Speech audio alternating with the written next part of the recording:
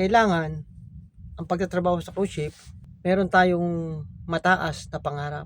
Dahil karamihan sa mga nagtatagumpay sa pagtatrabaho sa cruise ship ay yung mga taong mayroong mataas na pangarap.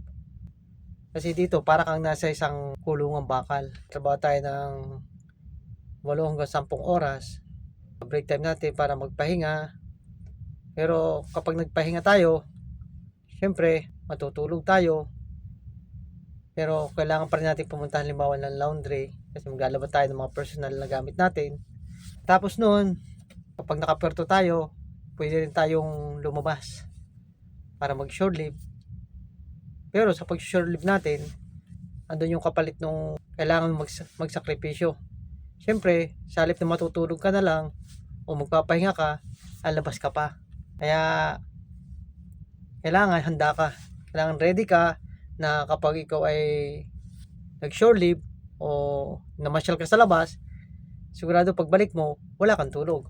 Sinasabi ko lagi sa mga plano na magtrabaho sa cruise ship, kailangan handa ka. Kailangan matatag ka dito. Kailangan matapang ka. Kasi kung titingnan mo nga, syempre para kang nasa isang kulungan bakal ka dito. Para kang nasa kulungan rehas. Apat na sulok na bakal ka lamang dito. Dito ka lamang paikot-ikot sa loob ng barko. Sa loob ng 8 buwan. Pabilis ka makakaipon ng pera pag andito ka sa barko. Kasi lahat dito libre. Siguro ganun man talaga kahit saan ka magtrabaho, mahirap ang trabaho. Wala kang makikitang madaling trabaho. Parang nasa ano ka talaga. Parang nasa nakakulong sa isang hawla. Kapag narito ka sa cruise ship, sa barko, parang nakakulong ka din sa isang hawla. Pero pangarap mo talaga magtrabaho sa cruise ship, kailangan nasa puso mo yan, tumnachi. Kaya kailangan talagang pangarap mo talaga to. Dahil kapag hindi ka matapang, baka hindi ka magtagumpay.